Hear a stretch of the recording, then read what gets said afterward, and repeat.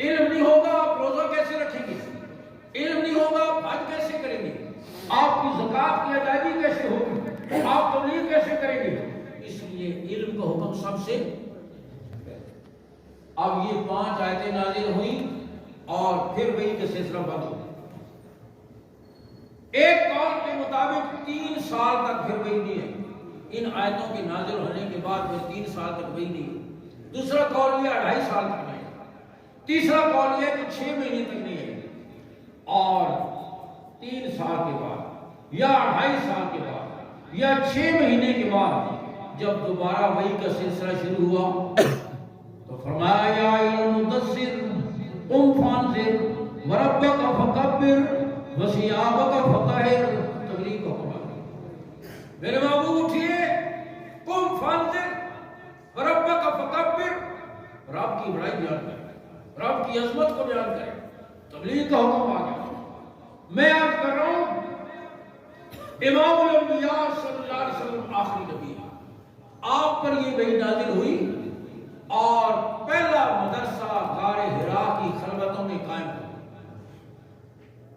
پھر یہ مدرسہ وہاں سے مکہ مکرمہ میں دار ارقم میں پہاڑ کی چوٹی پر منتقل ہو گیا، اور دار ارقم سے یہ مدرسہ پھر مدینہ منورہ صفہ کے چبوترے پر منتقل ہوا، جہاں میرے آقا پڑھانے والے، ابو بکر عمر جیسے پڑھنے والے، عثمان علی جیسے پڑھنے والے، طلحہ زبیر جیسے پڑھنے والے، ابی بن کعب جیسے پڑھنے والے، خالد بن ولید جیسے پڑھنے والے، اس کائنات میں حضور جیسا استاد کوئی نہیں آیا، صحابہ جیسا شاگرد کوئی نہیں آیا۔ آپ صلی اللہ علیہ وسلم نے مدرسہ قائم فرما دیا، انصار بھی آ رہے ہیں، مہاجرین بھی آ رہے ہیں، ہاں، اور اطراف کے قبائل سے بھی لوگ آ رہے ہیں۔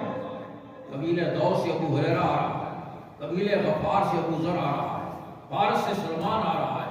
آپ صلی اللہ علیہ وسلم نے صفہ کا مدرسہ شروع کر دیا، اور دیکھو ہر مدرسے میں جب داخلے کے لیے کوئی آتا ہے تو اس داخلے کی کچھ شرائط ہوتی ہیں، اردو پڑھا ہوا ہو، ناظرہ قرآن پڑھا ہوا ہو، یا قرآن مجید حفظ کیا ہوا ہو، اتنی عمر ہو، وغیرہ وغیرہ، کچھ نہ کچھ اس کے لیے شرائط ہے۔ ہمارے یہاں بھی لوگ آتے ہیں، ایک آدمی بچہ داخل کرانے کے لیے آیا، میں نے کہا کتنی عمر ہے؟ کہتے ہیں 10 سال۔ میں نے کہا سکول تو بھی پڑھو اسی 4-5 جماعت۔ آخر کا بادشاہ سکول یہ پڑھے آج سے تھوڑے کو کیا ہے، سکول نہیں پڑھنا تھا ہی تھوڑے کو رہتا۔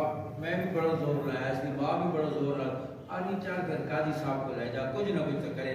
میں نے کہا سبحان اللہ، جو سب کچھ ہے اس کو تم نے کچھ نہ کچھ بنا دیے، اور جو سوائے پیٹ بھرنے کا اس کا اور کوئی مقصد نہیں ہے اس کو تم نے زندگی کا مقصد بنا دیا ہے۔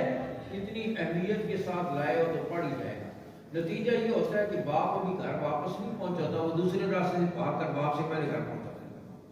تو میں کہتا ہوں ہر جگہ کچھ شرائط ہوتی ہے، لیکن رحمت دو عالم صلی اللہ علیہ وسلم نے صفہ کے مدرسے کے لیے، دار ارقم کے مدرسے کے لیے داخلے کی کوئی شرط بوڑھے اور جوان کی، کالے اور گورے کی، بوڑھے اور جوان کی، مصعب بن عمیر جیسا جوان بھی آ رہا ہے، ابو ایوب انصاری جیسا بوڑھا بھی آ رہا ہے، حبشے کا بلال بھی آ رہا ہے، قریشی بھی آ رہے ہیں، قبیلہ دوس سے ابو ہریرہ بھی آ رہے ہیں۔ آپ نے بوڑھے اور جوان کی، کالے اور گورے کی، یہاں تک کہ تندرست اور بیمار کی شرط بھی نہیں لگائی، بلکہ انسان ہونے کی شرط بھی نہیں لگائی۔ اور کیا کہا میں نے؟ انسان ہونے کی شرط بھی، صرف انسانی ڈھانچے میں آئے، انسان تو بعد میں بنے نا، عمر جیسے انسان تو بعد میں بنے نا، بلال جیسے زمین پہ چلتے قدموں کی آہٹ جنت میں سنائی دیتی ہے، عمر جیسے زمین پہ رائے دیتے ہیں، ان کی تائید میں اللہ کا قرآن نازل ہوتا ہے۔ یہ انسان تو بعد میں بنے نا، یہ زمین پر بات کرتے ہیں، ان کی تائید میں رب کو قرآن نازل ہوتا ہے۔